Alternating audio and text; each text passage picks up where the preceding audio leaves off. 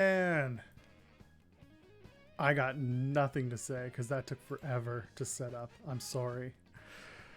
Hello, friends. We're back again. Stephen Jensen and I are here to play Mario Kart. How are you doing, Stephen Jensen?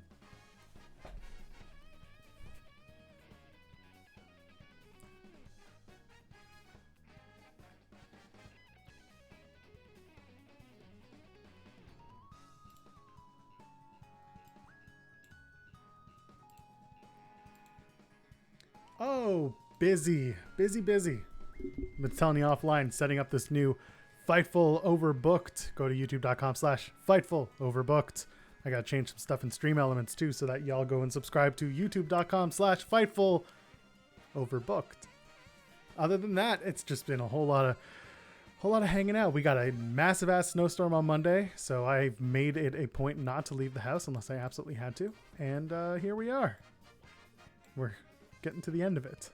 This week at least, not the end of the snow, because it's definitely still out there.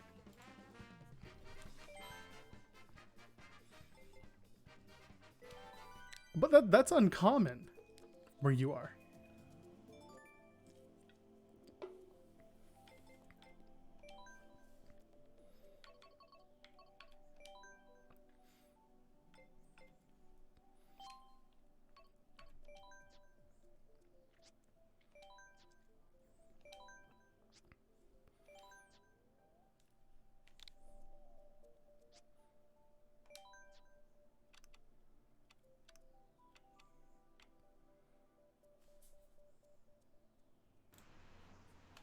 I fixed they couldn't hear you for a second.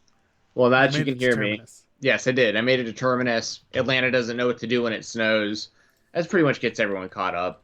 I'll get into terminus, I'm sure, while we're sitting here gaming. But what's up to the dude? That's Doc. Doc? That's Chris. Oh, what's up? Yeah, I know. Okay. What's the screen name though? I'm like can't read it. Dude, Jesus H. Jesus. Oh, Jesus H. Jesus. Okay, there we go. Yeah. What up, man? I think he said it's an old gamer tag. By the way, Doc, if you want to come and hang out with us, let me know and we'll do the Skype thing. Just DM me your Skype. Yeah, it's an Xbox gamer tag from forever ago. And if you have Mario Kart, then you can play. I guess for everybody, we'll when do we have it set to start? 7:30? Yes.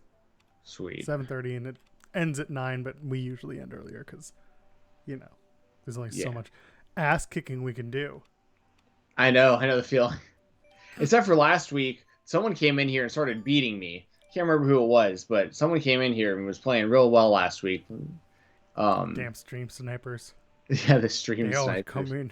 Damn stream snipers always come in and ruin our fun. I saw that didn't you title one of our last week's stream on there? Stream snipers. Yeah, that's what I'm saying. I yeah, absolutely did. Yeah, I know better. What's going on, Ricardo? How are you? Good to see you. Oh man! All right, here we go. We're gonna sneeze. What up, Ricardo? I am having the day of my life. Everything that could happen has happened. All right, it's the same code as always. We just move the dates around. We move the goalposts as we do, Steven. Yes. I'm going to join this thing. Hopefully you are going to join with me. Yes. I should probably do two things. One is let my wife know that we're streaming. And the other thing is I am going to... There we go. I am going to tweet out that we're live again. I'll retweet that when I see it. I'm just retweeting your thing. Oh, there you go. There we go. We're live, pal. This is the riveting content that people come to us. We already got someone in here with me from the chat. Oh yeah. Let's do it. What? I think this was someone from last week. I feel like I recognize this me. Did you call him right? Me? Like M-I-I? Me's? I remember Spencer was in here too. I totally called out his guy. I was like, that's gotta be Spencer. Oh, Spencer I know who this is. This is B. Norris. Was that who was in here last week winning? He definitely came in with the three of us. Yeah, okay. What's up, B. Norris? Welcome back. Oh, it's not. Is it Ryan? Maybe it's Ryan.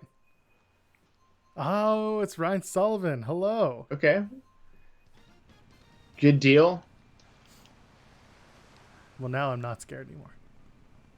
Let's go.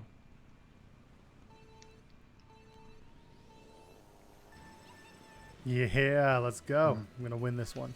Probably not going to win this one. Is this on 150? Yeah. Okay. I know you're used to 200. Well, online it actually varies randomly. So, like, I've been playing kind of a variety lately. Yeah, so it'll choose usually between 150 and 100, but every now and then it'll randomly select 200. Well, I hope all your 200 dreams are nice. Yes. Affirmative. I miss having nice dreams. Hey kids, remember dreaming? For real. Oh. Yeah. Someone just got blue shelled at the same time. Well, or did you just avoid one? No, I got actually got hit with something else with a red shell right before it, so like it only absorbed one of them. Oh. Well, the red shell was me. Well, you got me with the red shell. Good. Then the blue shell just it just didn't like count it because I just got hit with the red shell. Gotcha. What's going on, Sam? How are you? Good to see you. Oh my goodness, I am having a time. Let's go. We got another blue shell coming, so this one noticed. Hit me. Good. I hope they all hit you. The worst. I hate everything. Oh, I hit the wrong button. I'm also getting screen tearing on this capture, so I apologize in advance.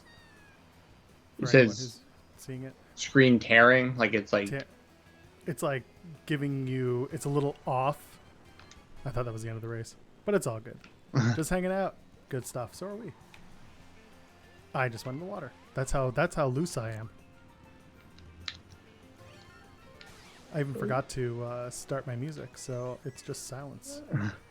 I chose a new metal playlist for today, so that's what I'm currently listening to. POD is on right now.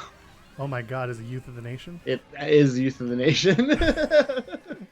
When I was a kid, growing up in Ottawa, Canada, I would wake up every morning to the XFM alternative rock station in Ottawa.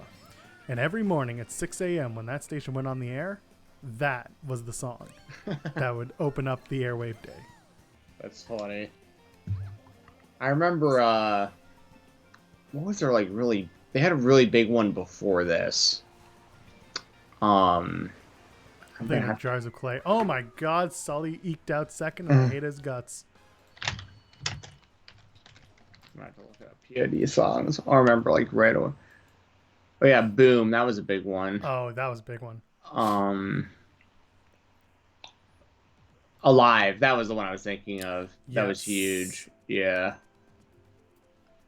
Sam, no problem. I'm hoping that you and I was hoping that you and Ma Dan find some success with your podcast. Sam and our friend Dan J, who hangs out in the chat, they started their own podcast and launched their first episode this week. You can find them over at Squared Post Pod. Yeah. Mazel tov. Yeah. Good luck. Have fun. Sully, I'm not worried about you. I do wish I could fly, though, like Martin says. I believe I can... Anyway. I remember back in the day, it was a big deal that Carson Daly, when he was the host of TRL, he would openly talk about how POD was his favorite band. And I just remember that being such a big deal because everyone was like, the guy who does the countdown show, if it's his favorite band, it's got to be, just it really meant a lot at the time that he liked POD. You know what else means a lot?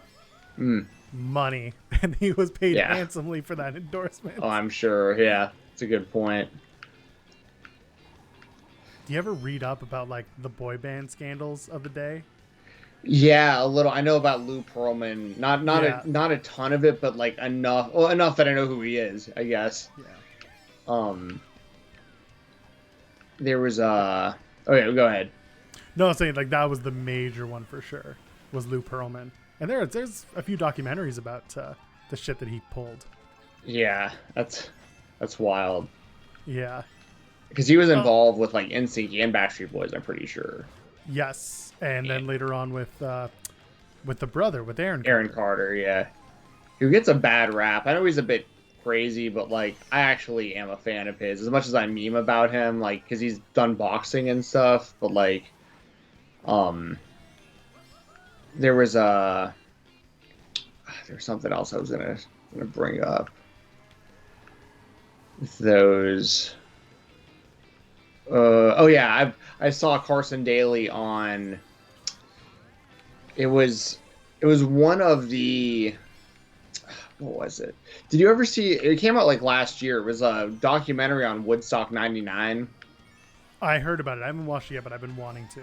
It was a really good documentary, in my opinion. And one of the things that they bring up, because like Limp Bizkit's like really important to that story, because they were headlining the show because it was like the peak of their popularity and everything.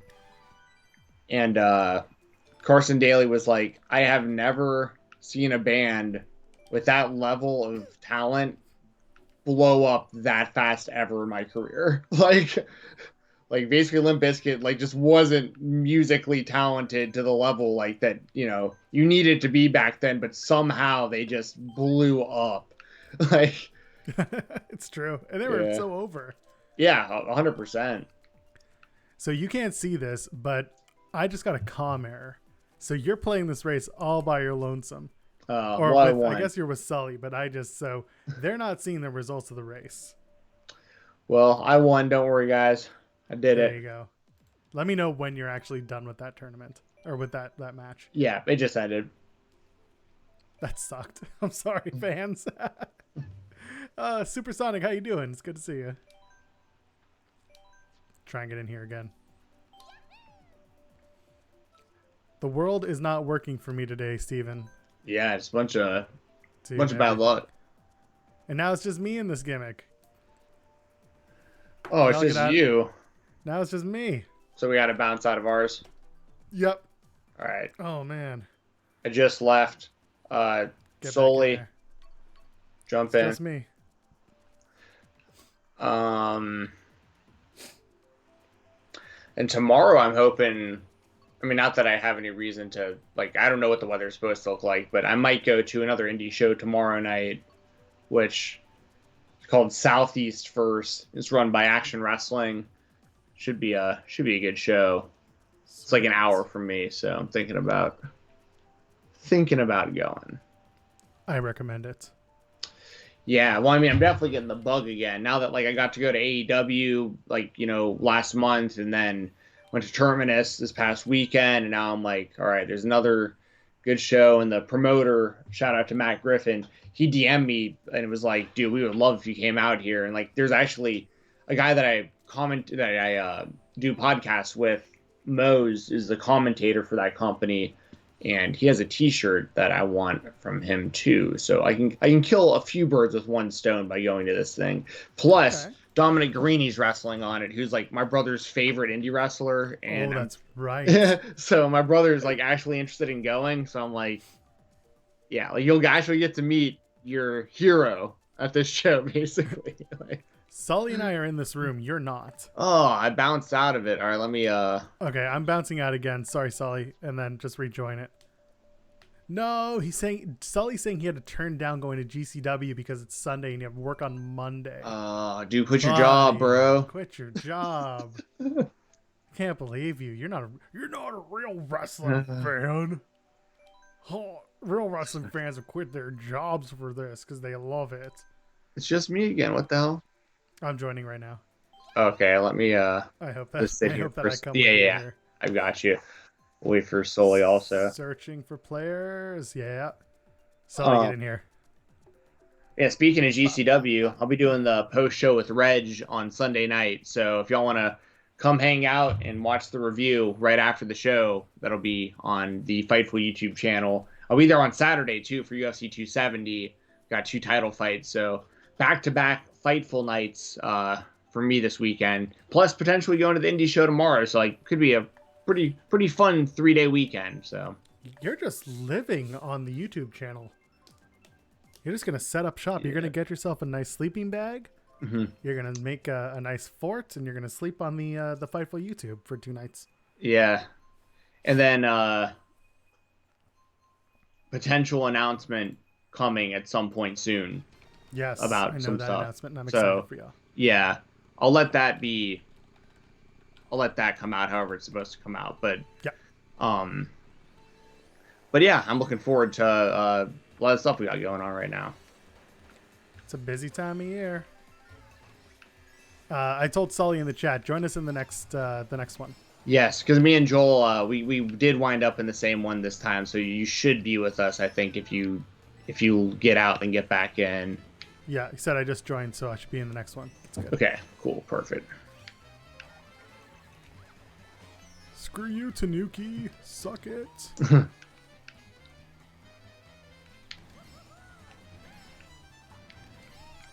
Let's go. Question mark? Dude, I am so cautiously optimistic about me making it through this game right now. Oh, just because everything's been going wrong? After everything commented out.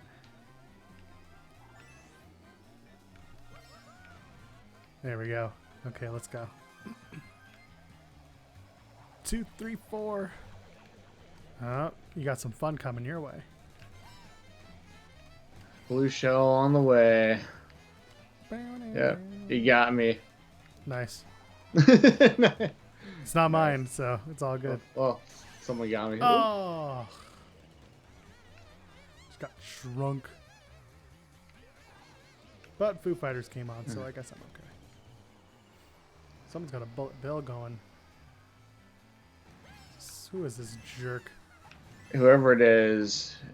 It's gonna be an NPC or a comm character. Yeah. It's gonna be Ryan. Ryan somehow got in the game.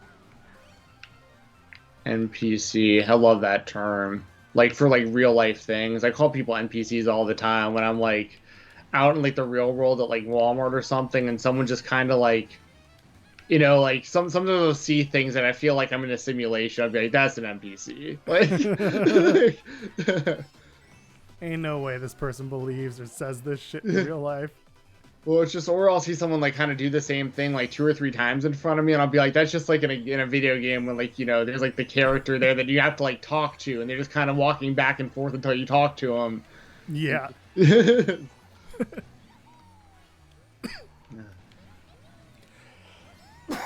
Oh, excuse me. I'm having the time of my life here. Unless something catastrophic happens, I'm gonna win right here again. Got it. Yay. Oh, I hate you. I mean, you know, I've been playing. You should be losing to me, to be honest. Like with the amount that I've been playing. Could you imagine if I was? Oh, here we go.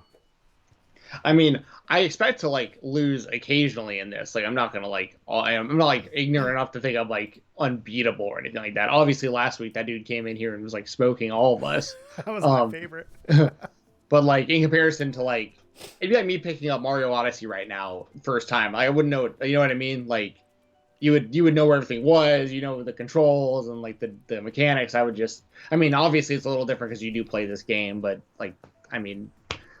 There's been nights this week where I've literally stayed up till like 3 a.m. just like doing my thing and playing this. Like, nerd. I'm just kidding. Hey, I mean, it is what it is, right? Dude, it's funny because I saw Bob O'Neill talking shit about NFTs today on Twitter. So but then he didn't, instead of doubling down, he took a step back and acknowledged that Dave & Buster's NFTs are actually cool, and I can respect that. I can respect that. It's because he's afraid of you. He's afraid to run into you in a dark alley. Yeah, I'm such an intimidating guy.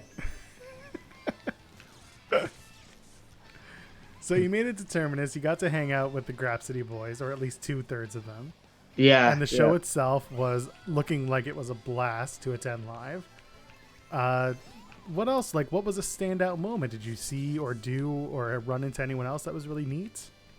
So one of the funny things was right when I got there. So once again, like the weather's, terrible all day, and like the roads are iced, and it's snowing, and the snowing was like going on and off, but it was pretty consistent. And I was like, really didn't know if I could go or not.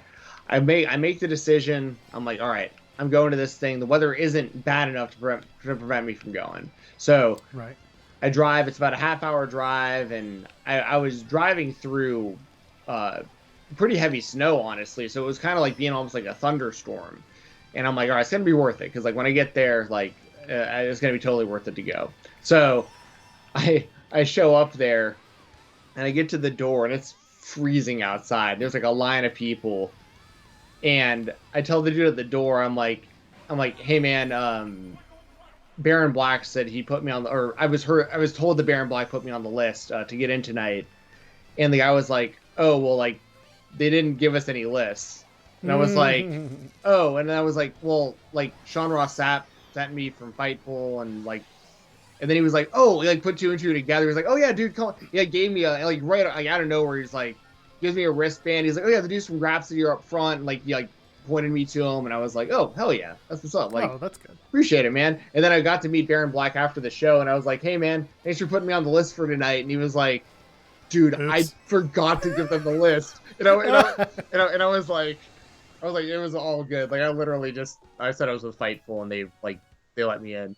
But I just thought it was funny because like, I know that Sean went out of his way to like, hit him up, and because the whole thing was that Sean wanted to go and they wanted Sean to be there. But I think he was still in Cincinnati. So since I was so close, it was like, they wanted me to go there for Fightful and everything. So anyway, I would have paid to get in for what it's worth. Just like it would have been totally worth it. That show was awesome. Yeah. But it was just funny. But then the show itself, like it was really cool because yeah, Phil Lindsay and Will Washington were both there, both super cool guys. Seeing some of those wrestlers in person, like I've seen some of them before, like up close, at indie shows. Like I've been around Daniel Garcia and stuff before, but I'd never been that close to a guy like Moose. I'm like, this guy is huge. Massive. You know what I mean? Like, Mike Bennett in person is huge. Like swole wise. I mean, he came up and like he hugged Will, and he like was dapping us. And I was like, this guy. I was like staring at the dude's body. I was like, this guy is like he's a pretty, he's in great shape when you see him on TV, but like in person, it's like a whole nother level. Like, Jesus, this dude, guy's in incredible shape. That was like the one time that I ran into Renee and Mox in Toronto, and I was like, oh shit, Mox is massive as a human being. Yeah, it was pretty wild seeing him last night because he looks like he's lost a significant amount. Yeah. But I mean, I'm not going to speculate one way or the other on that, but I will say I know that like me personally, when I go through more kind of times of when I'm drinking more heavily and stuff, I bloat up a lot more physically. Like that happens to me. And when I saw him last night, I was like, this dude looks way healthier than the last time we saw him. So that was really good to see. But yeah, as far as Terminus, man, like I would recommend the entire show. I thought every match was great. It served the purposes they needed to serve. Which was to get to a second one, which apparently they will. So. Yeah, and Swerve's already announced, which is awesome. Yep, that's really cool. Yeah, I mean, unless for some reason I can't go, which I can't imagine, I plan on being at that one also. But I thought it was cool because it was something different, and like the referee did a really good job about explaining the rules to people as it was happening. So like you could hear the wrestlers talking to each other about like rope breaks and using the tag rope and like having to do stuff that might disqualify you and all that stuff. So I thought it was really, really well done all the way around. And I enjoyed every single match. Even Bennett versus Moose that ended in a DQ because Moose threw Bennett over the ropes twice. That was done really well because like it established the rules of Terminus and like that you will get DQ'd if you break the rules, and it also made it to where when Bennett went over the top rope and came down and hit the floor, it looked brutal in person because like that's the only time all night you saw someone get thrown over the ropes. Like, so I just thought it was really, really. How did it come across on screen for you? I mean, it was a good show on screen. It wasn't great. There's a lot of production that needs work. Like the camera angles were okay. The lighting was kind of garbage, to be honest. The audio, there was huge audio problems going into the show, so the pre-show. That happens on Fight a lot too. I don't know who to blame on that, but yeah, gotcha. Like, as good as the show was, there are definitely things that need some help. Hey Doc, let me add you on Skype so I can add you.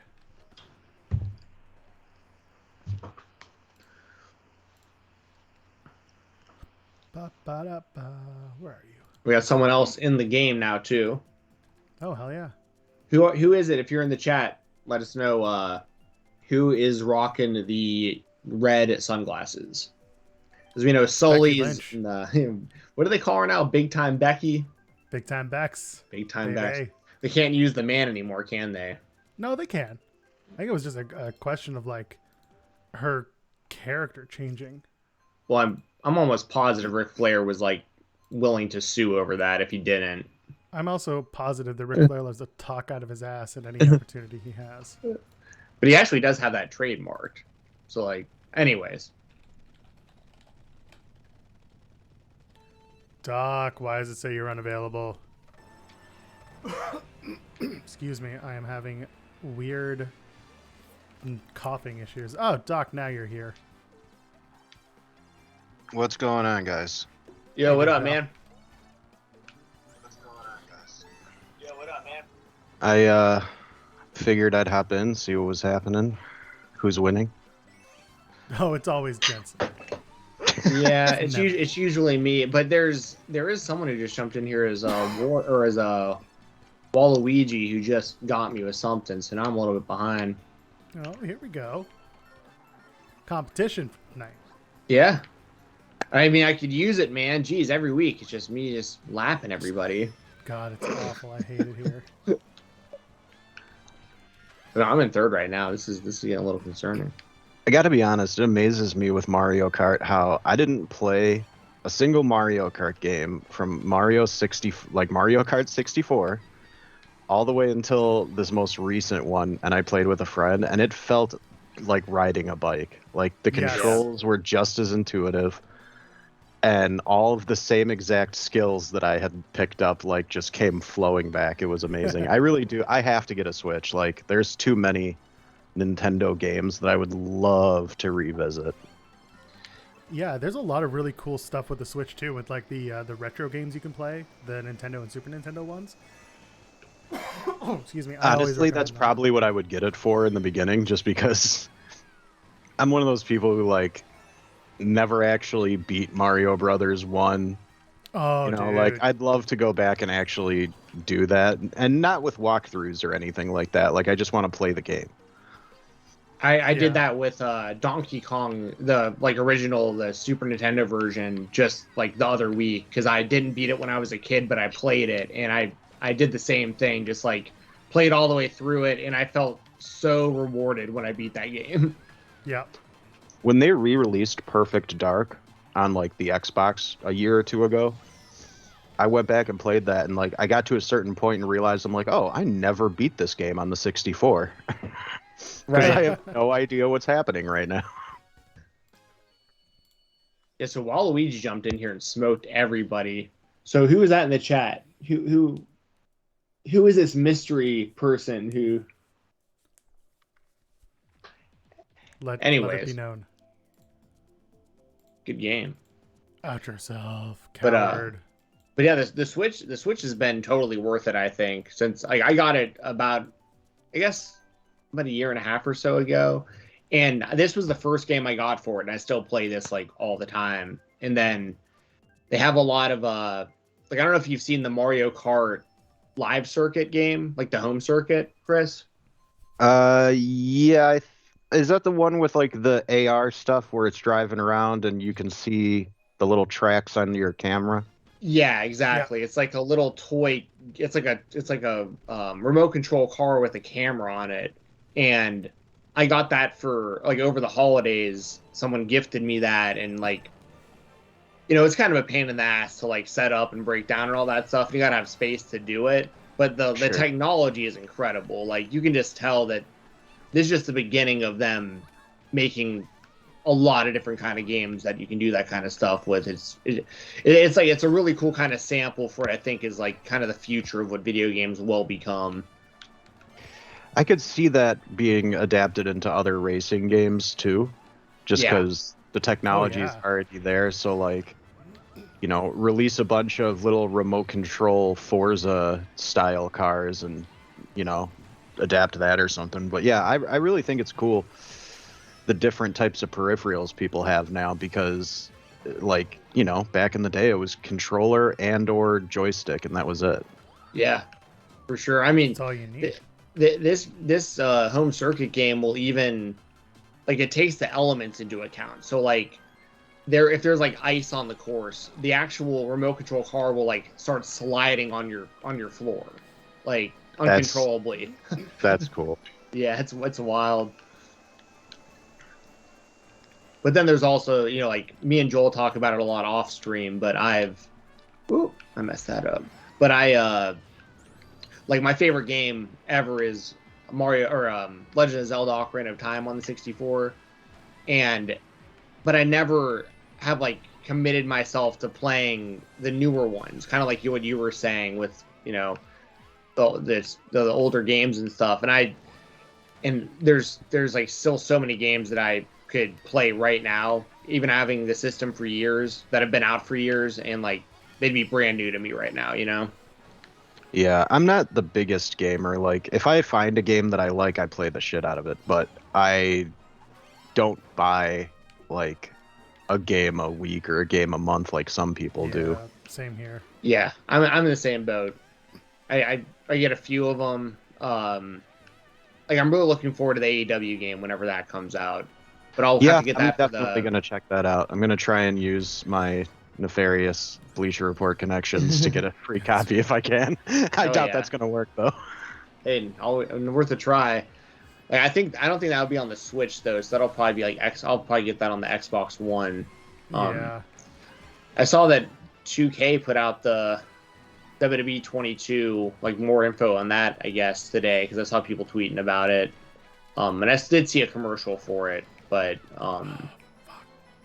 hopefully it's a good game. I used to love those games, but I haven't played them in years, and I know they didn't even make one last year. So I have a theory about something that's going to happen with that game. What's that? They've released so many people since that game started development. Mm-hmm. And a lot of those characters were built and ready to go a long time ago. And now they're just not going to be in the game. Sorry, 1 second. Oh, dear. Okay, sorry about that. So I have a feeling that they're not going to fully delete that stuff like they ever do. Like, remember all the GTA hot coffee stuff? Like, they leave stuff in games. Sure. So I think within a day or two of that game getting released, some PC hacker is going to get in there and find all these game files to unlock all these people who've since been released. It happens with like so many of these games too, that people find content. Like I know GTA and Red Dead Redemption, both those, like they're just data miners finding stuff all the time. Yeah. Yeah.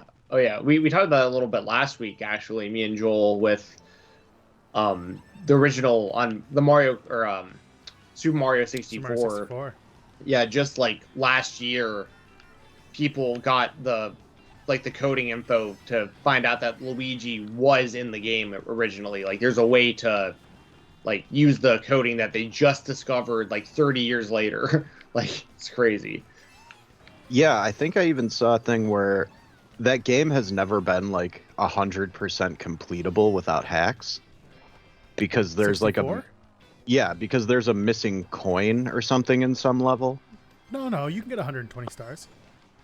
No, there's different levels of completion for that game for these completionists online, and there's like a thing people try to do, which is collect every coin in the game.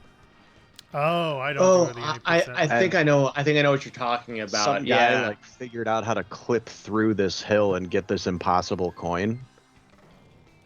And it was like for years people just called it the impossible coin because you could see it by maneuvering the camera in a certain way to clip that through the hill.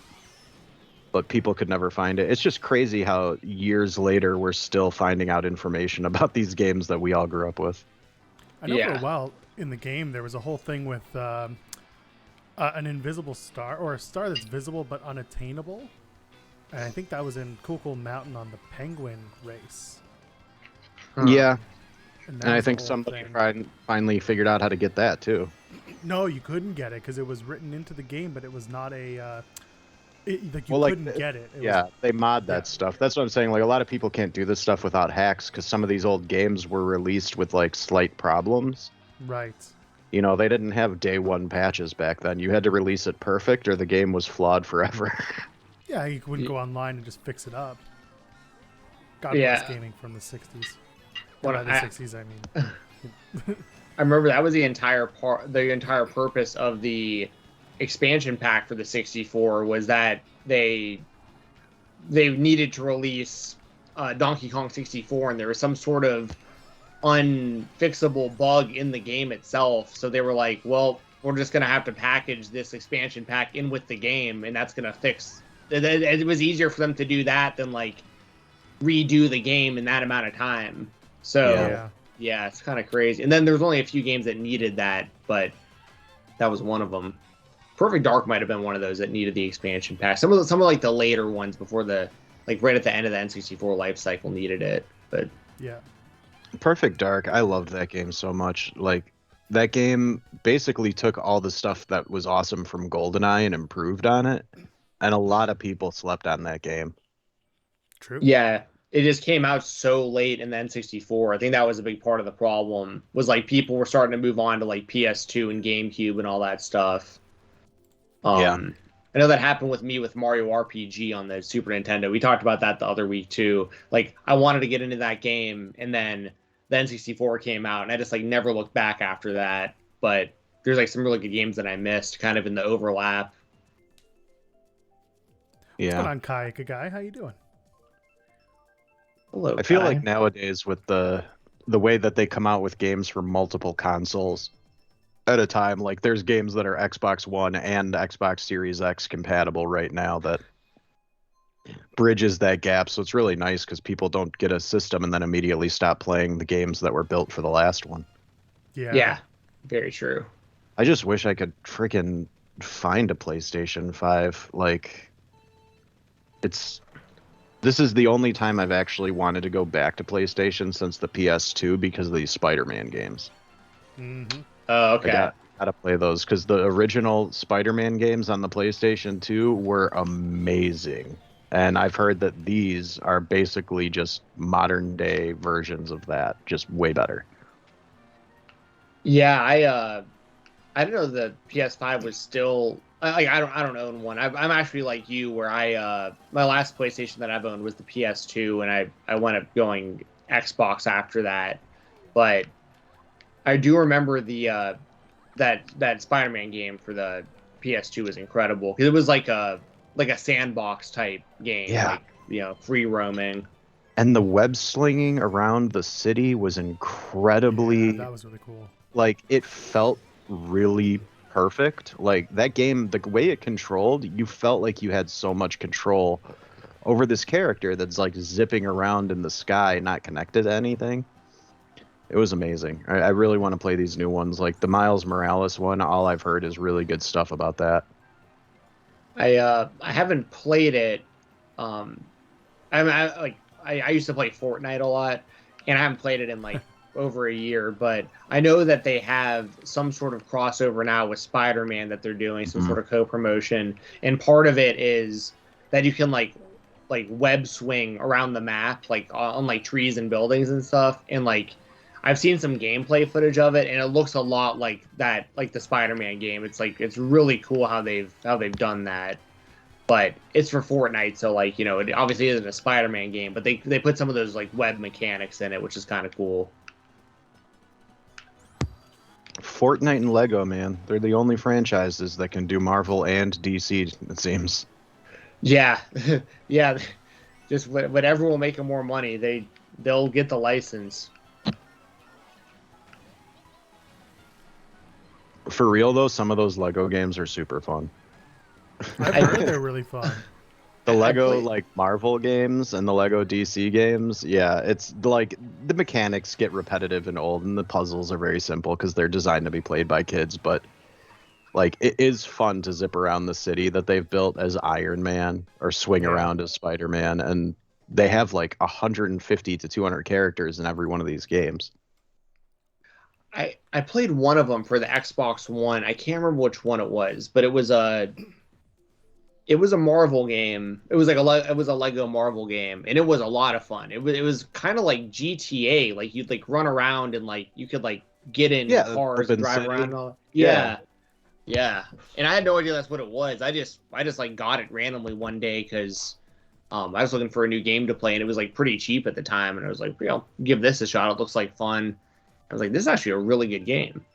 Yeah, they're really fun, and they include some really obscure characters. Like before anybody was talking about Squirrel Girl, she was in these Marvel games.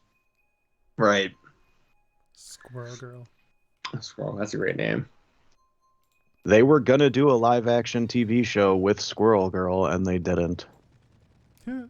Missed opportunity. I'm never gonna forgive Marvel because they cast the perfect person to play her. Do you guys know who Milana Weintraub is? No. Mm-hmm. She is the cute girl in the AT&T commercials. Oh, yeah, okay. I've heard that. She's a great comedic actress too, and she would have been outstanding for that role. And I've seen pictures of like her with the costume on, and it looks great. I don't know why it didn't go through. Yeah, I guess because Squirrel Girl is just such a weird character. Like, I feel like Marvel could get away with that now, but back when they were trying to make this show, I'm like, I'm surprised they're gonna go with a character that obscure, and sure enough. Yeah. Let's go. Come on. Red shell. That had to have been you. It's okay because Ryan gets blue shelled at the same time. Good timing. That's good shit. It's only the first stupid thing though. Listen to Poppy. Everyone loves that Poppy. Poppy. Yeah, remember her? Triple H's illegitimate daughter. I have no idea what you're talking about. Come on. She performed at NXT all the time. She did the Io Shirai entrance at that one takeover.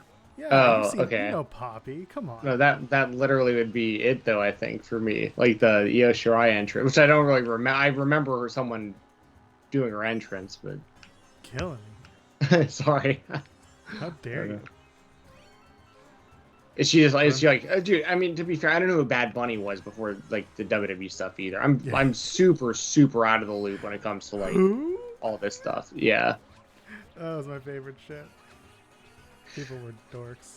But I do remember being at WrestleMania and seeing Flo Rida and Lunch Money Lewis. And, yeah, so I do remember that. Amazing. I specifically remember that because I know for a fact that I commented on Twitter that I had never heard of him, but I thought Lunch Money Lewis was the greatest name I'd ever heard in my life. That's the only reason I remember it, because of the name. That's so funny. That's amazing. Yeah, man, remember when they were like teasing a Heath Slater versus Flo Rida match that never happened? Dude, they should have done it. That's money. They should have. I wanted it so bad, and that was when Heath was like actually doing the good 3MB stuff. Yeah. Dude, Heath rules. That guy was one of those guys that I thought was going to be around WWE forever because they actually knew how good a worker he was. Yes. Like sometimes WWE has those lifers that are like, they might not ever win the world title, but WWE knows that they can make everyone look good. And I was really surprised when he got released because I did not expect him to have like, you know, a super expensive contract that they would want to cut for costs or whatever they claim. Right. Yeah, But I'm glad to see him doing stuff. Like he still pops up all over the place, so he's working his butt off. Well, he's in Impact right now. He had he took like a year off because of injuries. Yeah. Now he's back. Yeah, and he does stuff with like the Talking Shop and Mania guys a lot. But yeah, I figured he would be more so of kind of a lifer, like you're saying, even just based solely off of how good he made all those legends look when he was just like getting beat down by like Sid Vicious and like Lita and stuff. Like, you know, and all those legends talk so highly of Heath during that period. Oh man, when Vader came in and put Slater over as like a good worker who knew how to bump and all that, I was like, oh, this guy's set. Like, Vader just gave you a compliment. When was the last time that happened for anyone? Yeah. Yeah, and he'd let you know if he didn't like you. He just beat the hell out of you. Exactly. He'll just fucking bop My God. you. There are so many videos of Vader just going stiff on dudes. It's crazy. Man. There's this one video of, I don't know if you guys have ever seen it. It was like some jobber wasn't selling his stuff, and Vader you could see the expression on his face change from like, if you're not going to sell, I'm going to make you feel it for real. And he just starts pounding the dude in the corner. Yeah. Yep. Back then, man, if you didn't do business, Yeah, business came to you. Yeah.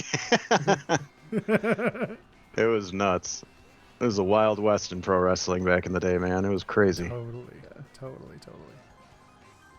Yeah, Vader losing an eye mid-match against, was it Stan? It wasn't Stan Hansen, was it? Oh God, it might have been. Stan Hansen in Japan? All I remember is he like popped it back in and kept going. Yeah. But he was also one responsible for Foley's ear. Yep. I mean, that was more so the ropes, but like it happened in a Vader match, so. But who threw him into the ropes, Right. bro? Yeah. Also, the father of, I think he was called Frankie on Boy Meets World. Remember that? Oh, that's Yes. right. Yes. And I remember when Vader passed, Danielle Fishel shared like a bunch of really nice stories about how awesome he was behind the scenes. Right. Yeah, that rules. Man. This became a very wholesome Vader stream. I just jumped into the water by accident. I always liked Vader. Like, I always thought that he kind of, like, he could have been a way bigger deal in the WWE, but Should have been. I think a lot of that had to do with Shawn at the time, and he wasn't the only one who, you know, Shawn and those guys. As much I love the Clique back in the day. I'm not gonna lie. Like, I was a massive, in particular, Shawn Michaels and Kevin Nash. I love those dudes, but like, you know, there's the history of like, if they didn't like you, there was a lot of guys that, you know, their careers didn't go so great, and Vader, I think, is just one of those guys in the WWE that he didn't get along with Shawn. He bought some stuff against Shawn, and that was just kind of it. Yeah. I actually liked the program him and Shawn had together where they brought in Jose Lothario. Mm-hmm. That's right. But one of my favorite Vader matches is a match, like, I swear to God, nobody remembers. It was a random Raw match against Bret Hart, and they just went for it. And I remember that match was one of the matches where I realized that Bret Hart was a lot stronger than he wrestled because he was never supposed to be a powerhouse. But he scooped Vader up and slammed him on the outside like it was nothing. And I was like, oh, Bret's got some strength to him. Like, people always treat him like one of the smaller guys. No, Bret could pick up a 400-pound dude and slam him. Yep. I checked that match out. What was that from? Like 90. God, Six or so? probably, yeah, 96, 97, 98, somewhere in that range. Whenever Vader was around there, but it was like such a nothing, no stakes match. It was And- February 13th, 97. There was another one on, was it July? No, not July, sorry. January 6th. Or June 1st. But yeah, I remember they worked really well together, and obviously all the stuff he did in WCW with Sting and all those guys was great. But yeah, Vader is one of my favorite big men just because he could do that moonsault and make it look good. Yeah. Him and Bam Bam Bigelow, like, Those guys will always be the big men for me in pro wrestling. Yeah, 100%. They both did the moonsault, like you said. I mean, like I have one of my earliest memories of being a wrestling fan as a kid was Vader kicking out of Hogan's leg drop in WCW. Like I just remember that being such a big deal to me. I was like, wait, someone can kick out of this move? Like, I know, because finishers were so much more protected back then. Yes, 100%. But it was also confusing to me as a kid because my first favorite wrestler, like when I got into wrestling, was Randy Savage, and I never understood. I was always like, the elbow off the top rope is so much more badass than the leg drop. Like, that was like my big thing as like a 6-year-old kid was like, why is the guy with the little leg drop better than the guy who does the elbow drop off the top rope? It just didn't make sense to me. And then you get older and you realize like Hogan never lost to Randy Savage his entire career, and like it's like, oh man, like because I watched it as it was a lot of it when it was live, but because I was born in '88, so like I got into wrestling in like '93, '94, but I mainly was a WCW fan, so I had this really weird perspective on wrestling where like I didn't really know the histories of these guys. I knew who some of them were because some of them were really big stars like Hulk Hogan and Randy Savage, but I didn't know all the history until like after I had seen this stuff live. As like weird as it was, kind of in hindsight. Yeah, I think I started watching probably right around 89, 90, but right around the time you were talking about, 93, 94, is when I started like going and getting the VHS tapes and really reading up on the magazines and all that stuff. I still have all my old pro wrestling magazines in a bin somewhere. I'm going to dig those out and start scanning them and like uploading things that are really cool. Yeah, we were talking about that the other week too. I used to have some like old WWF magazines. I still have I'll show it on screen if I have it. I think I have it in my office. I got yeah, this is really old. It's not in great shape, but like I've got this still. This is from the year's cut off. This is so old, but this is a Pro Wrestling Illustrated with Dusty Rhodes on the cover from like forever ago. I held on to this because it's got like LJN advertisements and stuff on it. Dude, I have that one. I have that one. That's wild, man. Yeah, I used to buy every WWE magazine, every Pro Wrestling Illustrated. I never bought the WCW magazine because I don't think the grocery store that I went to had it. But like we had a bunch of these offshoot magazines too, like Superstars of Wrestling and all these different things that I still held on to, and a lot of them got really in depth with like some of the territory and indie stuff back then. Like you could go through and find like almost rankings for all these promotions that had no TV shows. Yeah, that's so wild. Because like that was the only way to really know about that stuff too. Like at that time. That's where I first saw the name Eddie Guerrero was in one of those magazines. I remember seeing like, oh, Eddie Guerrero's champion in like 2 of these little territories right now. I wonder what this guy's all about. And then he pops up in WCW. It's like, oh yeah, this dude's awesome. Yeah, man. Every once in a while I rewatch like an Eddie Guerrero versus Dean Malenko or Eddie Guerrero versus Rey Mysterio match just to remember what the cruiserweight division could be. What wrestling used to be. When wrestling was for men, anyway.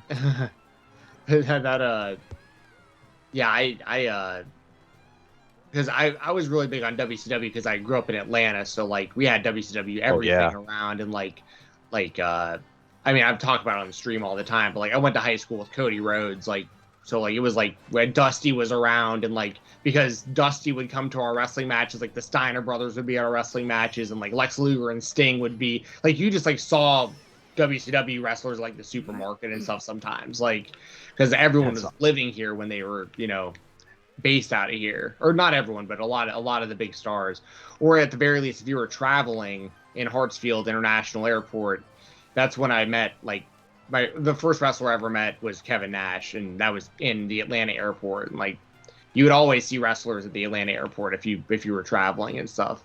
But I was huge on the WCW cruiserweights. Like that was like Chris Jericho was my favorite wrestler from like the first time I saw him on WCW Saturday Night, and like that was like him. And I don't want to glorify the guy, but like Benoit and Malenko and Eddie and all those are like Ultimo Dragon and Alex Wright and even like Blitzkrieg and like these are like all my dudes. So Blitzkrieg ruled, and his career was like 5 years long max. Like, I mean, he was like in and out, but he ruled. Like, I miss those days. That's a big reason why I'm such a big AEW fan, is like on top of being a big indie fan and stuff, it kind of feels like I'm watching the rebirth of WCW in a lot of ways. Like, well, they do a lot of similar things. Like WCW didn't do a lot of the backstage stuff until Russo came in, and neither does AEW. Like, a lot of what happens out in the ring. Right. And I think that is a big reason why, and I feel the same way. Like WCW and AEW, there are bits of DNA that those two companies share, especially when you look at some of these legends that TK has hired. Like, when you have Arn Anderson and Tully Blanchard and Sting all under the same roof again, like, the amount of knowledge those three guys have is incalculable. Like, it's crazy to me that WWE would release somebody like William Regal, who can offer that exact same perspective. Yeah, it's definitely wild. And I love seeing that they're on TBS now. Some of my favorite memories as a kid is watching WCW Saturday Night on TBS, 6:05 p.m. Like, that was. I love that studio show. Yeah. So seeing Dynamite on TBS now, it's just so nostalgic for me. But it's like this modern version of nostalgia. It's like like this updated. Like, Sting's still going out there performing at a high level. Like, I know everybody kind of like cringes a little bit and like thinks he's gonna go out there and get hurt, and like he gets gassed during the matches and stuff. But like, he's out there doing all the stuff you'd expect him to do, and then he still goes out there and dives off the stage through a table last night. It's like, like, how could he not be stoked to see Sting? You know what I mean? Like, speaking of devil, Kevin EGW subscribed to us. Thank you very much. And that emote, or the thing that pops up, is a Sting. It's Sting.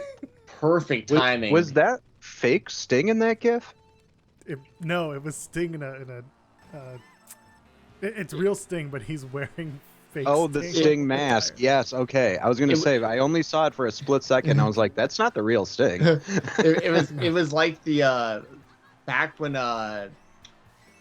remember when they would do stuff where like it'd be Sting, or it'd be like a bunch of fake Stings, like Roddy Piper would be a fake Sting, DDP might be a fake Sting, but like Sting, one of the fake Stings was Sting. Yeah, he did it more than once, which is even better. Yeah.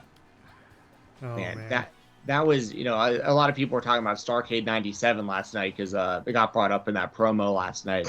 But I mean, the match itself, it was like disappointing how they did it. But there was nothing better than living through that. Like, with Sting changing characters, and he would like, you didn't know when he was gonna, go after the NWO, and if he was gonna be up in the rafters, or if he's gonna come down on the bungee, and then he would like come out to the ring and like hand the Steiner brothers a bat and turn his back and be like, if you don't trust me, hit me, and it was like, you didn't know who he was aligned with, and like he was wearing NWO colors, but he was fighting the NWO. Like, there will never be another time in wrestling like that where like I'll be that invested in anything, I don't think. Yeah, that was, and obviously they lifted a lot of stuff from the Crow for that character, but for sure, I don't care because I liked the Crow and I liked Sting, so I was like, all right, throw two things together and let's see what happens. But yeah, the build for that match was crazy. But when everybody was talking about that last night, I reposted the video of Eddie and Dean from the opening match of that night, and I'm like, this is my Starrcade 97 main event. Dude, it's like a 15-minute awesome match. Like, I highly encourage anybody who's never seen it to go watch it. It's in full on the WWE YouTube channel. Oh, sweet. Hell yeah. Yeah, the WWE YouTube channel has some real gems of full matches that they've uploaded over the years. Their social team just randomly does it like every week with old matches. And people forget how over some of those cruiserweights wound up getting. Like, I'm sure y'all remember when Dean Malenko unmasked his Cyclope and the place went nuts. Yeah. Like, Yep. I mean, like, and that was for a guy who was, too small and not entertaining enough and all this stuff. And it's like, that's the most frustrating thing for me about the existence of WCW was like the fan base was there. The NWO was ultra popular. Like even when they were branching out to the Wolfpack and the LWO and all this other stuff, like people were still watching and the cruiserweights were killing it. And they just never, it was too late by the time they were like, all right, let's actually try to build new stars. Because by that point, anyone who should have been stars for them had left to go to WWF by that point. And they were just stuck with, it's just like, man, it was all right there to where they could still be around to this day. But yeah, and really, I mean, had Eric Bischoff successfully bought the company before WWE, like it might still be, who knows? Yeah. But yeah, there was a weird period there where like you could tell things were starting to go off the rails, but they still had really good wrestlers and matches every week. Yep. But yeah, once they started doing like the new blood and all that stuff, like the veterans versus the young guys, and you got Billy Kidman versus Hulk Hogan, you could really tell that they were stretching having for a ideas. Time of their life. That's right. Best time at WCW ever. Well, the funny thing is, like, I love Kidman. I was about to say that was I love Kidman. But he wasn't positioned to like. It just came out of the blue. It was like, wait, Kidman now is like beating Hulk Hogan. This is like doesn't make sense. But Hogan knew that. yeah.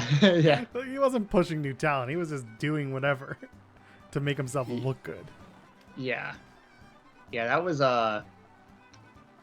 it was sad how things wound up going, unfortunately. But yeah, there was the big, that's like the biggest kind of question mark like ever is like if the Big Bang would have actually happened, that pay-per-view, like what would have happened with WCW. And like we were saying, they were still having good matches. We've watched here on this Twitch before, like when like Jason Jett came in from ECW as from Easy Money to Jason Jett, and he was like, pretty generic kind of wrestler, but like if you go back and watch his matches on Nitro and the pay-per-views that he was on, like they're incredible matches. So it's like you'll never hear anybody talking about him. Right? Yeah. They brought in Mike Awesome during that time too, right? Yeah. That chick Thrilla. Yeah. 70s guy. But in fairness, like the one thing I will give WCW credit for during some of those later years was that's the company that made Scott Steiner a world champion. That's the company that made Booker T a world champion 5 times. That's the company that pushed DDP when he would not have gotten that push in WWE just because of his age. Right. So I do think that there is still good, like I know that everybody rags on like late 99 to the end of WCW, but there was some decent stuff in there in between all the crap. Like there are people who do deserve for people to go back and watch the stuff that they were doing because it wasn't all bad.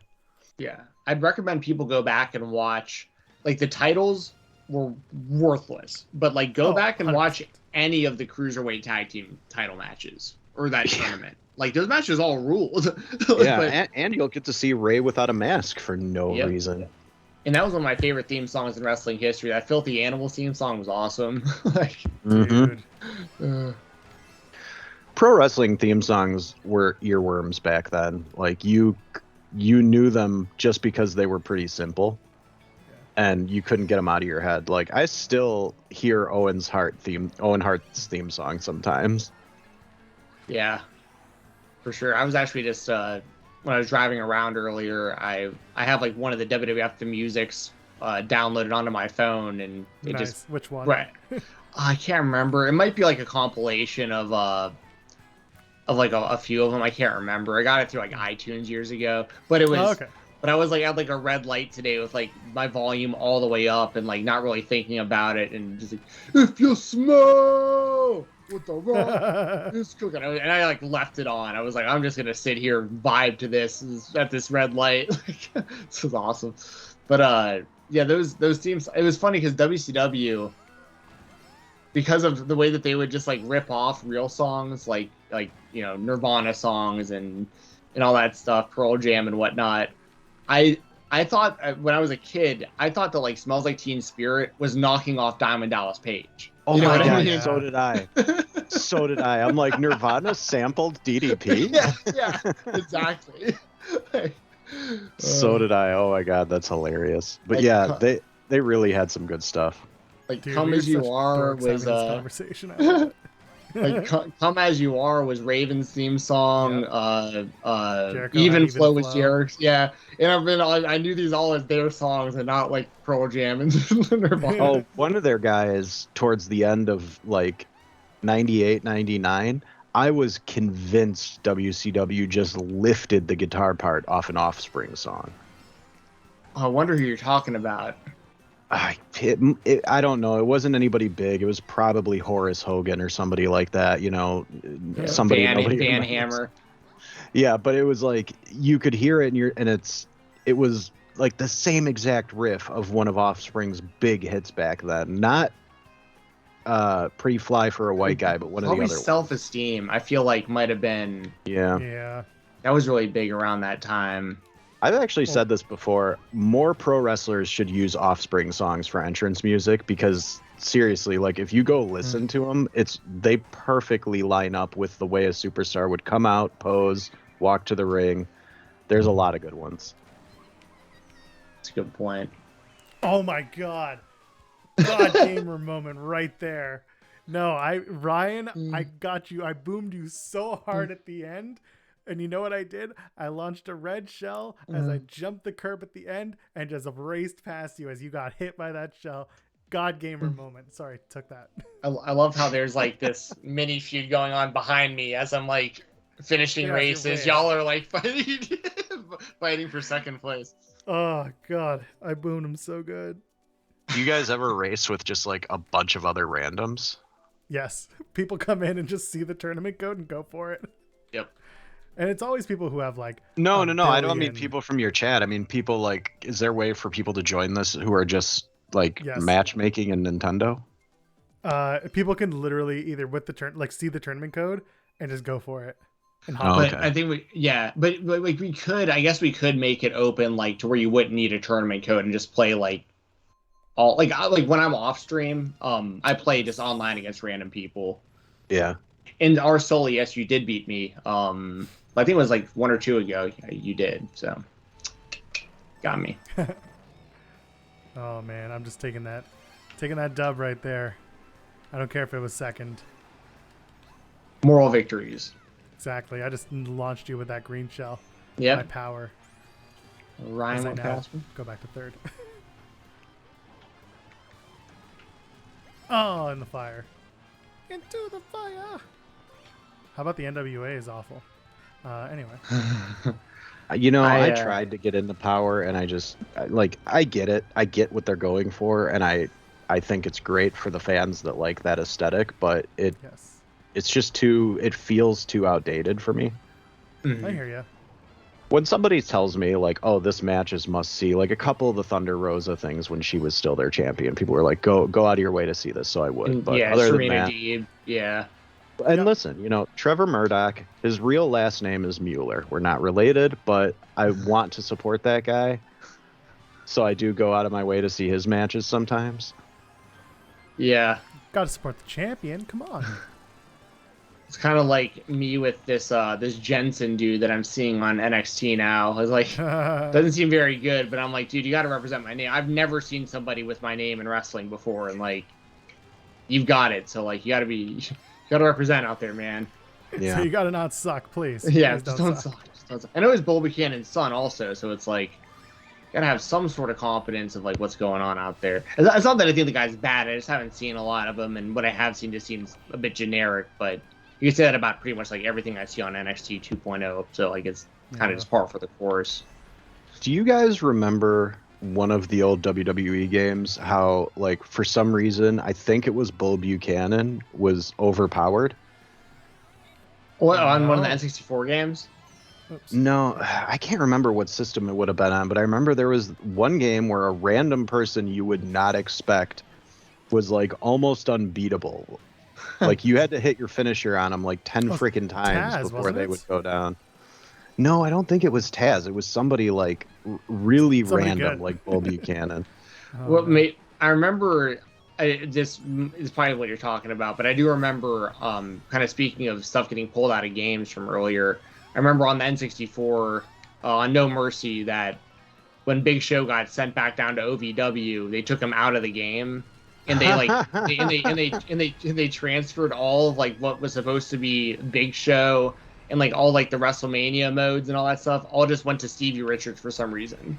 And he was like the leader of Right to Censor at the time, and like that was somehow they were like, well, we can't use the Big Show anymore, and we like need a guy to be like one of the top guys in the game during all the storylines. They just chose Stevie Richards for some reason. Because that's what you do. Yeah, I liked Stevie Richards back in the day, but he always just came across as like a great value Shawn Michaels, unfortunately, and they were just and that's sort of what he was going for in ECW. Right. Yes, true.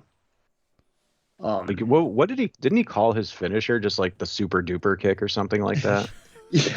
yeah. Then it became the Stevie kick. Yeah. Him and Blue Meanie, they were great together. They produced some great comedy stuff. Yeah, they did. The Blue World Order got way more over than it ever should have. Hey man, meme wrestling exists. Yeah. I'm not complaining about it. Like I was a mark for it for sure. Like I used to think it was really cool when Nova would draw a beard on his face, look like Hulk Hogan. I just remember that kind of shit.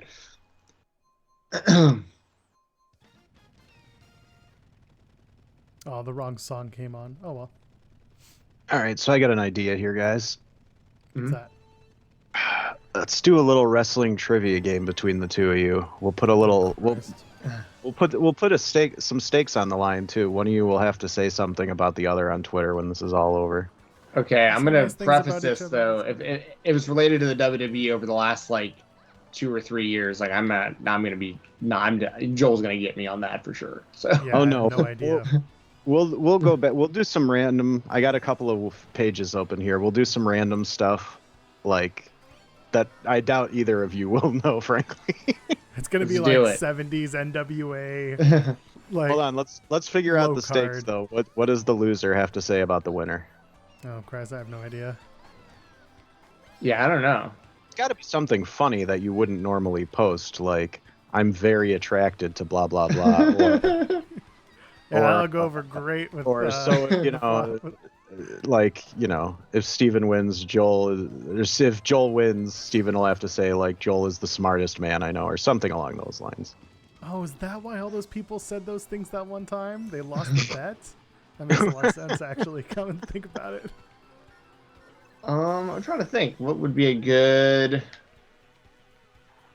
I don't have anything bad to say about Joel. I'm just trying to think of like... Or maybe then here, let's just do this. Whoever wins gets to choose like a ridiculous take for the other person to post online. Okay, that's fine. Oh yeah, I can have Joel posting about Cody Rhodes. Sounds good. And Jericho. Actually, Chris Jericho. Or no, like, you something along the lines like Billy Kidman should have squashed Hulk Hogan in that match. Something like that. I'm gonna say it's gonna be much worse than that. No, if I lose, I'll make Joel talk about how GFY is gonna be the next big catchphrase in wrestling. Yeah, boy. All right, let's go. I'm gonna make Jensen do a Raw review for the Fightful Overbooked channel. Dude, that's so much more than that's the other part. Be watching a 3-hour wrestling show and then reviewing it. Just watch the Hulu cut, you coward. Yeah. You know what I'll do? Whatever they show, because I have to review 205 Live for Fightful each week anyways. Whatever Raw footage they show on 205 Live, I'll actually watch it. Yeah. Yo, is Twitter down right now? I haven't checked. I just tried to respond. Noobs. I just tried to respond from Ross, and Now I can't. But like all my other internet stuff is working. I don't know. That's I guess weird, Twitter right? is down. All right. So we'll stick to like wrestling. We'll stick to statistics and stuff, so we can go with who's the closest, or we'll go with like wrestling history. So all right, everybody knows Pat Patterson won a fake tournament in Brazil to get the IC title. Who won the title from Pat Patterson? Do I buzz in? Pedro Morales.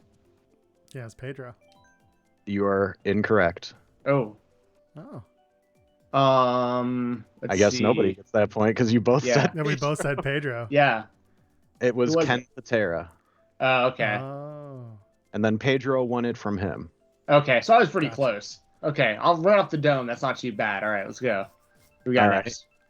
We'll move over to Crockett Promotions here. Jesus. Harley, wait, so should we establish like me or Joel going first on these, like switching off? So sure. So like you guessed last time, so Joel, this will be your guess first. Sure. Harley Race was the first U.S. champion. Who was the second? Dude, I have no fucking clue. Can you say the year? 1975.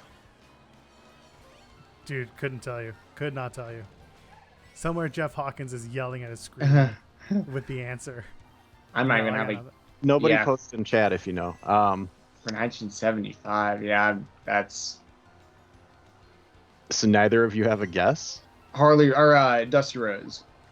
No. All right. Now it'll be if either of you could just guess it based off the clue. It's somebody who shares a name with the next major holiday. I'm a Canadian, you asshole. It's not a U.S. holiday. Oh, God. What's coming up on the 14th? Oh, Valentine. Is Greg the Hammer Valentine? No, Johnny Valentine. Johnny Valentine? Buddy, I ain't paying any attention at anything right now. Okay. I'm trying to keep my second place. This is all to get you guys to just lose. It's okay. This is fun, though. You're doing a great job. Right. So, here, we'll go to a statistics question so we can go with the closest first since nobody has a point yet. Pedro Morales has the most combined days as Intercontinental Champion. How many days? Steven? Let's see. I'll say, you said combined days? Combined across both of his reigns. He had 2. I'll say we're gonna go closest. Days. Not we won't use Price is Right rules, so it's closest, not closest without going over. I'll say 600. Okay, Joel. Repeat the question, please, because I was not paying attention.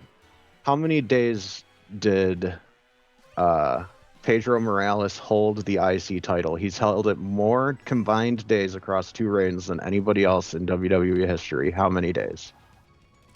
Steven said 600. 837. All right, Steven, you get the point. It's 619 or 617 recognized by WWE. I don't know why there's a 2-day discrepancy there. I was pretty damn close on that. I was trying to guess something close to around 2 years. So that. Okay, cool.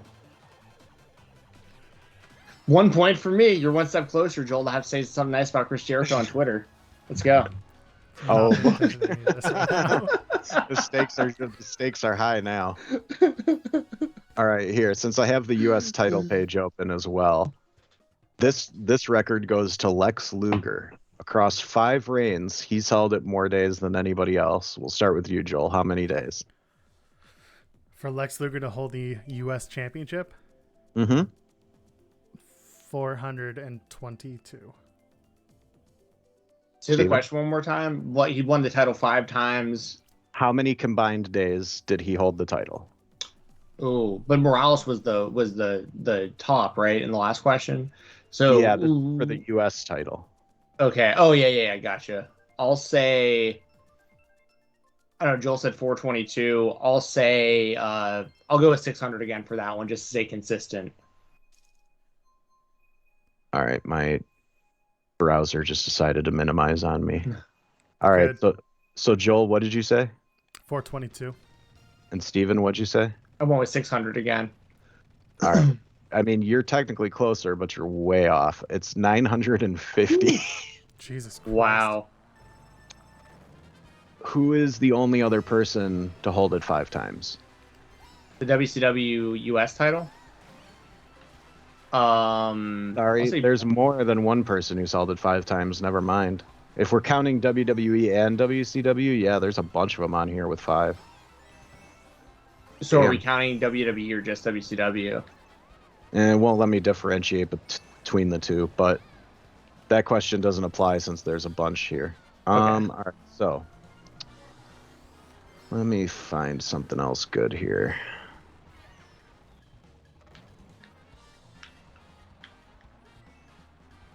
All right, we were talking about him earlier. How many days did Dolph Ziggler hold the IC title for, combined across 6 reigns? Oh my god. And I'm the first one on this one. Oh, 6 reigns. But they probably weren't super long, most of them. I'll say I'll go with 350 days total. 275. The correct answer is, where'd it go? 363. What did I say? 350? Yeah. Yeah. There you go. All right, so you're up 2-0. All right, let's move over to the WCW World Championship. Ron Simmons, famously, first African American to hold the title. Yep. How many days did he hold the title? Oh, I thought you were going to ask who he beat, because I know that. Joel, you're first. We were just talking about who he beat. Dude, I don't know. 46. How many days did Simmons hold the title? Is that what you asked? Yeah. It wasn't very long, because I remember we lost it to also. Also, chat, I'm not even paying attention to much of anything right now, so don't tell me about, like, oh, he doesn't know how long company, or overestimates how long companies let them have time. I don't fucking care. I'm just talking. Also, we're also like, this is obscure stuff. Nobody knows how many. Yeah, we're just guessing numbers. Held the IC title. I ain't paying no mind to nothing at this point.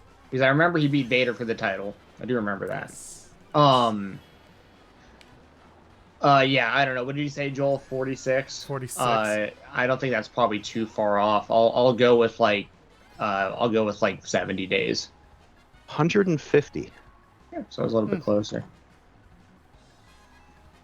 All right, let's see here. Sheamus has only held the WWE World Heavyweight Championship, not WWE Championship, the big gold belt that WWE had. How many days was his one reign? With the WWE... No, the big gold belt. The World Championship, not the WWE Championship. The one that he beat Danielson for? Yeah. Am I first on this one? I think you are. Yes. I can't remember at all beyond... I remember him winning the title because it was very fast. I honestly can't remember the title reign at all. I'll say... I'll go 120 days. Joel? 38. You got to have more faith, Joel. 210. I don't have any faith in any of this. 38 days is like a month. 210 days. Wow. But he won the title in like 8 seconds. Yeah, that WrestleMania match. Yeah. Like, oh yeah, that was 2012. Wow. Damn. Yep. Because I watched that. 28. Sheamus has been good for a long time. Because I remember them, if I remember correctly, they wrestled each other in Atlanta. I was there for WrestleMania 27, and they wrestled each other, I think, on like the pre-show, and then they had like the 8-second match the next WrestleMania, I think. That's right. All right, so let's go back to some specifics. Josh, what's going on? Before he was Jake Hager, he was Jack Swagger. Who did a Jack Swagger cash in on with his Money in the Bank? It's, Sorry. Is it me or Joel? Steven, this one's for you. So on these, we'll just go back and forth, and then the other person will have a chance to steal. The answer is Chris Jericho. Yeah, that's very correct. All right. We're doing all right, Josh. How are you doing? We're doing some trivia while playing this game, and I'm paying zero attention to anything.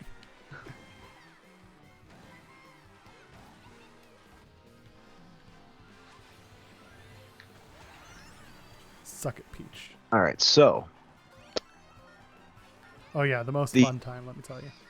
The world title was vacated on April 29th, 2008, and Edge won it on June 1st, 2008 at One Night Stand. Who did he defeat in a TLC match to win the title?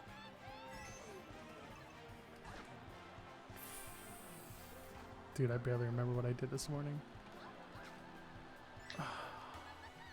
Think about 2008 SmackDown, man. Who were the top stars at the time? Yeah, I know. Maybe Big Dave. Ooh, he was big at the time, but no, this was The Undertaker. Oh, that's right. We're going into that. I didn't get a chance to guess. I wouldn't have guessed him though, so it's okay. Oh shit, I'm sorry. That's right. I would have guessed Jeff Hardy. Just Euro, so I can't remember when Jeff Hardy won the title, but that would have been my guess. Would have been around then. I remember he won it in the ladder match. But yeah, it was like, 2009. Yeah, so it was the next year that he won at Extreme Rules. There you go. All right, so let's see here. All right, here's a good one for you, Steven. Mm-hmm. Triple H was obviously just handed the title when it was introduced in WWE, the big gold belt. Yep. And then he traded it back and forth with Shawn Michaels. Yep. So those had the first three reigns: Triple H, Shawn, then Triple H again. Who beat Triple H to be the fourth champion? Bill Goldberg. Damn. you got it. Dude, I mean, I was, as much as I rip the WWE nowadays, I was very, very, very into it back then. All right, let's see here. And I'm not looking these answers up. Like, I answered that fast as hell. You know what I mean? Like, there's no cheating going on. Yeah, for anybody with confidence too. Yeah, you were not doubting yourself on that. I can tell you beat Goldberg. I can tell you who beat the person that beat Goldberg. I'd probably run the table on every champion in order if I really sat here but anyway, Joel's up next. All right. Yeah, Joel. Who did Vince Russo defeat on September 25th, 2000 on Nitro to become the world champion in WCW? It wasn't Arquette, because did Arquette even drop a fall to that title? It wasn't Arquette. Yeah. Dude, hold on. It's a DDP. Are you sure? No, I'm not at all. It's not DDP, no. Steven, yes? I'd have to think. I know it wasn't David Arquette, though. So, let's see. David Arquette. I'm trying to think of who the champions were around that time. Did I say Jeff Jarrett? No, all right. Now it's the first to guess. He held the title 5 times. 5 times. 5 times. Booker T. I mean, that was definitely going to be one of the guesses for sure, but yeah. You don't have to give us either a point for that one. That's okay. You gave us that one with the clue. Yeah. Yeah. All right, let's see here. I just couldn't remember because I remember the Arquette winning the title being weird as far as it wouldn't have mattered if it was a heel or a babyface because of the way that he won it. He won that multi-man match, didn't he? Can't even remember now. Anyways, go ahead, Chris. Arquette? Yeah. The fact that no. Won in a tag match. No. I'm thinking of Russo, I think. Oh, okay. Yeah, it was a tag match that Arquette won it with DDP against Bischoff and Jarrett. That's right. Okay. All right, let's see here.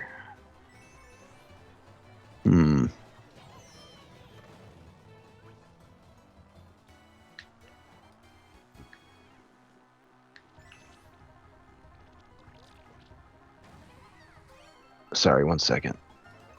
You're good. Trying to find a good one here.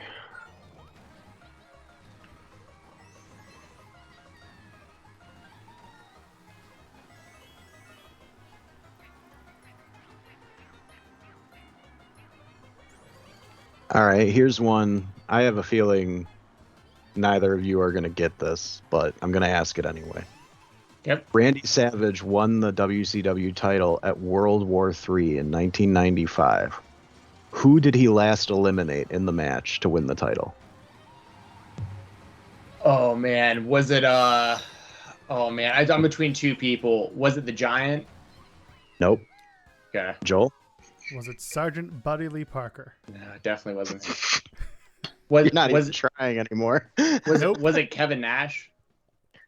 No, it was. I don't even know what clue I would give for this, so is I'm just going to 95, tell you. right? Yeah. Yeah. Oh, Nash wasn't there yet. I'm getting my years confused. Yeah, Nash and Giant weren't there yet. This was no, the Giant was. The Giant was already champion. He had to vacate, and that's why. In 95? He won in 95 and against Hogan. In 95 at Halloween Havoc, and then he had to vacate the title due to the controversial finish of the match, blah, blah, blah. But Randy Savage then won it a couple of weeks later at World War III by throwing one-man gang over the top rope. That's so random. I figured it was gonna be someone big, but then like I remember like in the years following, like Nash won it one time, I think, and I think the Giant was always like in late, maybe even won it one of the years. I can't remember now. Yeah. Let's see here. I mean, I think at this point, Stevens won, right? Yeah, I'm not gonna hold you to Talking anything. about it. I Joel. can still I'm not come gonna back. make you. I'm not gonna make you say anything nice about Chris Jericho because I know it'll, you know. Well, no, it'll just put me on Chris's on his radar, and then he's just gonna block me for the Eventually, real shit that I talk. how about this? Eventually, I'll lessen the. Who would you rather say something nice about, Chris Jericho or Cody Rhodes? Chris Jericho. Okay. Well, I'll think of something eventually for you. It won't be anything brutal though. Jericho's hairline looks very good and is very convincing. Yeah, That's yeah. gonna be what it is. It's gonna be as good as that, pal. I'll pick a spot at some point during like Dynamite next week or something. I'll think of something for you to tweet. Oh my god! As long as it's To be nothing honest, about GFY. I've wanted to do like a wrestling trivia game show type thing for a while. I've just never really put the plan into action, but I think there's enough people in wrestling media who would want to compete with each other. Especially, like, took the time to put together a lot of questions in different categories. This was all just, let's see what Wikipedia will give me. I wonder. Trying to think if whoever I saw. Jericho is very good at invasions. That's my compliment. There you go. There you go. It's very innocuous. We're talking about the WCW invasion, clearly, Yes. of which he was barely a part. Yeah, he was. I gotta be WWF. honest. Yep. Like, most of the some of the wrestlers that I end up interviewing for Bleacher Report will follow me on Twitter. I'm really glad that Jericho didn't, so I can just openly say whatever I want. That is definitely a something I don't go like some people do. I'm tired of him. Yeah, I get that. I get how people feel like that about him. I understand it. But yeah, I'm the same way. Where like, it is weird. Not that it's necessarily the right thing, but like I definitely hold back a lot of opinions on certain things and certain wrestlers because those wrestlers follow me, and I'm like, I just don't want the hassle, to be honest, of like them seeing me say something about them, especially because it's always going to be opinion based anyway, like based on like me not liking a match or something. I mean, like, what's the point, you know? Vast majority of what I post is complimentary anyway. Like, I don't really like trashing people online to begin with. But I hate everyone equally. yeah, like, at one of these days, I'm gonna have to block Alberto Del Rio because he follows me for some reason. What? Just block him now, bud. Yeah, I keep keep forgetting to do it, but like, I don't think I'm ever gonna talk shit about him unless he, kidnaps somebody. The funniest thing that'll ever happen for me is sometimes I'll say something like negative about like the WWE, and then like their own wrestlers will follow me sometimes, like after I say something like that, and I'm like, that's kind of funny. Like, Yeah. like I'm talking trash about your company, and now you're following me. That's kind of like you either agree or like, I don't know, it's kind of funny. One night I jumped into a Twitter space and I didn't realize that Max Caster was in it. And he saw the logo on my Twitter, which is just the Bleacher Report logo. And he's like, ah, shit, Turner's sending people to make sure I'm not saying anything stupid. I see Kai in the chat saying John Cena follows me, and I'm kind of self-conscious about posting sometimes. The thing is, John Cena, A, is a robot, and B, has a robot posting for him, so you're fine. Yeah. Yeah, whenever people tell me they're nervous about that, I'm like, go look at how many people Cena follows. Cena, whoever does that, like, literally, the day that I became verified, Cena followed me. That's so funny. And that check mark has brought more bad than good, but I don't even know why I applied for it. I was like, this will be funny. That's the problem. You thought it would be funny. I do too many things on Twitter that are just for my own amusement. That, like, sometimes I have to post, like, do I need to specify that this is a joke? Because I know somebody's going to take this the wrong way. Oh, this little checkmark got away with this. You can say it, why can't I? I'm just glad that, like, my following has stayed somewhat relatively small. Because, like, I look at the stuff that people like Sean have to deal with, and I'm like, nope. Couldn't do it. Couldn't do it. Like, I give that guy all the credit in the world for being able to put up with the crap that he has to see, because, my God, it would drive me away. Quality filter, man. Quality filter. All the time. Quality filter. People say that, but, like, the quality filter is going to weed out some of the people that I wouldn't mind interacting with, and that's why I try not to use it. Like, my timeline is chronological as well, because sometimes that I'm going to like are the ones that aren't going to be pushed by Twitter, Yeah. Yeah. That is one nice thing, though, about being verified is that verified tab, where, like, if you want to filter out, like, a lot of people, like, you can just hit the verified thing and be like, all right, I know these are actual real people that are saying these things, like, not bots or just butthurt fans that, I don't know. I really don't want to be listening to Crush 'Em by Megadeth right now, speaking of wrestling themes.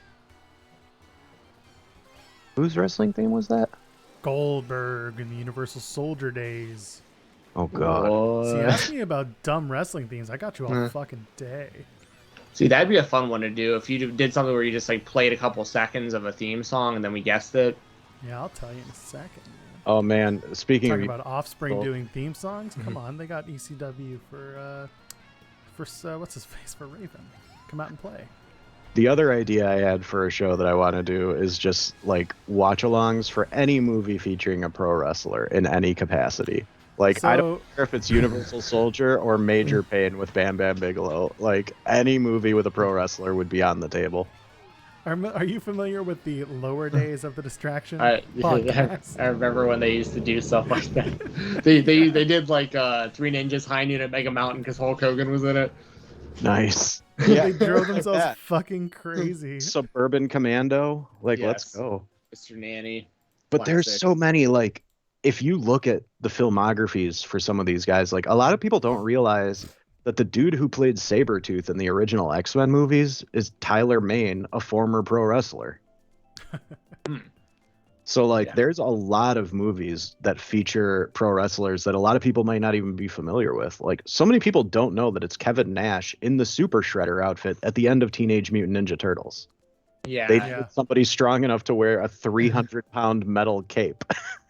I'm so aware of that I have multiple pieces of memorabilia about that. Like, I have, like, I don't know if you see my screen or not, but, like, I've got, like, the Kevin Nash has a micro brawler where he's half Super Shredder, half Kevin Nash. I've got, like, the Super Shredder NECA, and I've kept it in the box because I have a couple Kevin Nash autographs, but, like, the next time I see him, I'm gonna try to get him to sign Super Shredder figures. So if I ever get to interview that guy, it's going to be half questions about the movies he's been in. Like, so what was it like filming Grandma's Boy for 5 minutes?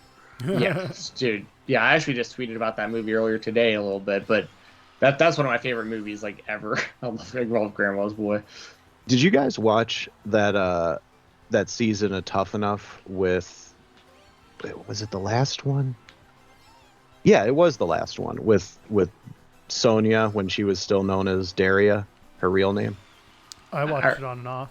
I remember a little bit. Was that the one with like the weird, like the Ziggy dude or whatever? ZZ.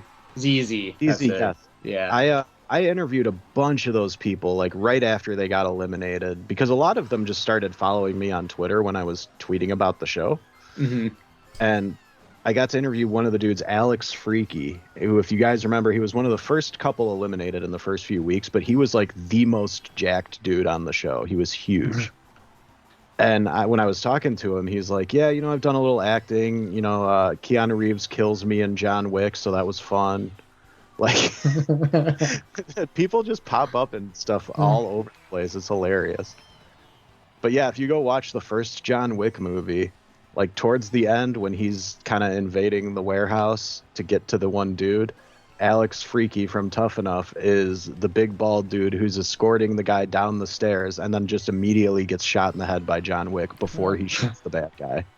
Damn. That's cool. Good for that guy for getting in there. Yeah, he was actually on there with that one dude, Mata. You remember Mata? He was with WWE for a little while. They actually did sign him to a developmental deal.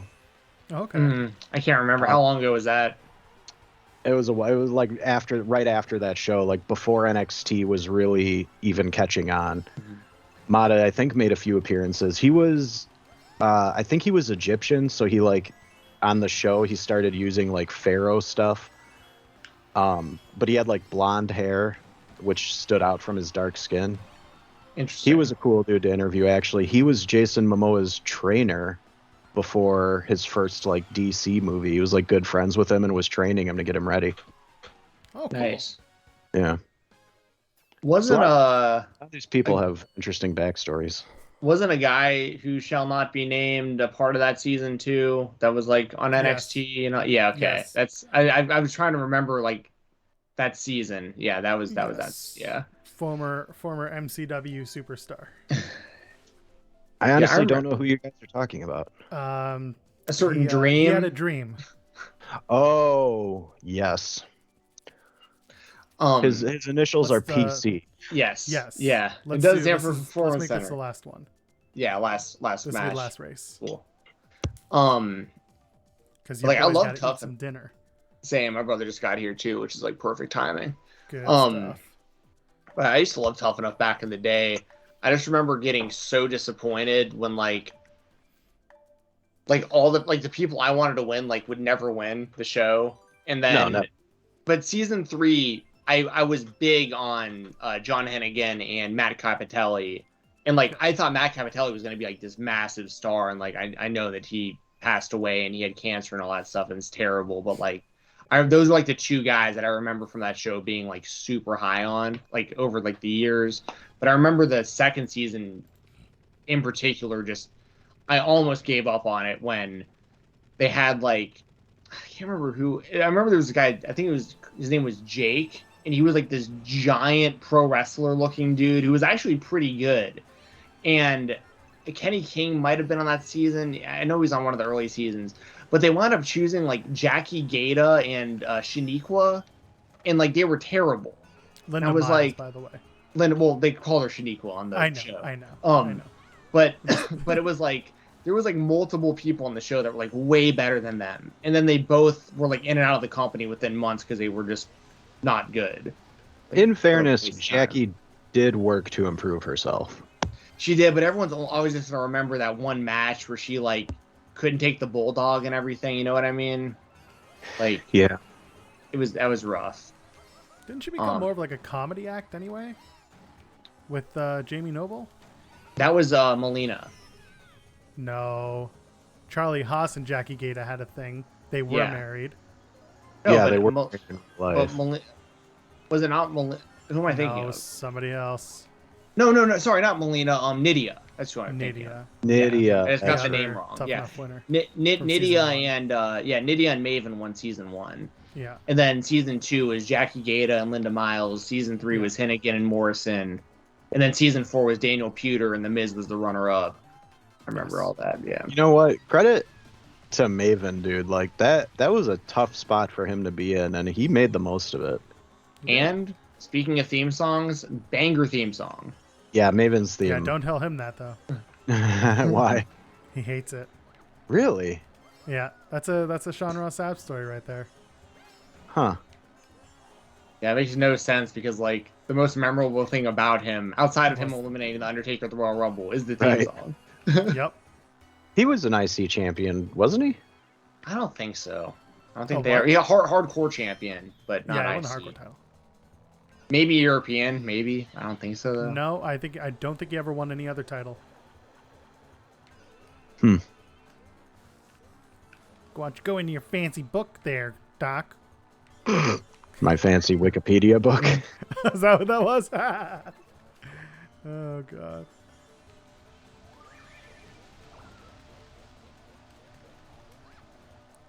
Come on, let's go. Yeah, he was a 3-time hardcore champion, but that was it. He was Rookie of the Year for PWI in 2002 as well. Yeah, it's usually what happens when you have a program with The Undertaker. I remember, I'm almost positive that was the season that had Josh Matthews as a runner-up. And that might have also been the Kenny King season. I just can't remember when he was on, but... Was Matt Striker on Tough Enough too, or am I confusing him with Josh Matthews? I don't weren't remember. they in the same season? Were they? I don't remember if Matt Striker was ever on it. I definitely remember Josh Matthews because he, like I said, he made it to like runner-up. He was just like too small at the time. Unfortunately, that's just how it was back then. Where like he was too small to be actually like considered. But he was one of the better in-ring guys that they had. And good for him for making a career out of it. And he's not my favorite commentator in the world or anything, but he's put a lot of years in since then, which is pretty cool. Yeah. He actually wasn't bad during the ECW WWE period for a while there. I thought he was doing a really good job, just kind of carrying the show in that position. You're talking about Matthews or Stryker? Stryker. Oh yeah, okay, gotcha. Yeah. Yeah, he also, I mean, he was an okay wrestler too. If I remember correctly, he was like a teacher and he got fired from his job because he was taking indie bookings. So it's kind of funny. All right, Man, we're gonna get out of here. We're gonna raid Let's Alex, Queen of the Ring, and let's get the plugs out of the way. So Doc, tell them where they can find you if you want them to. Oh, yeah, I'm always on Bleacher Report and Twitter, BR_doctor. I'm usually screwing around on there doing something. There you go. And Stephen Jensen. Fight Talk _ on Twitter. This weekend, we got Fightful Fight Night, UFC 270. We'll watch them live. We got the co-main event and the main event. So tune in there, youtube.com/Fightful.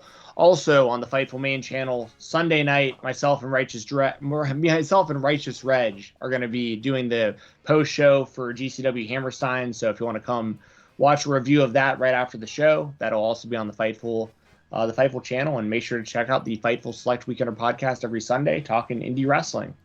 There you go. I'm at Joel Pearl, JoelPearl. Ladies, gentlemen, friends beyond the binary, go over to youtube.com/Fightful Overbooked and subscribe because there's so much content coming your way. Have a good night and enjoy Queen of the Ring. See ya. Bye. Should be out. Yeah. Perfect. It just popped over to Alex.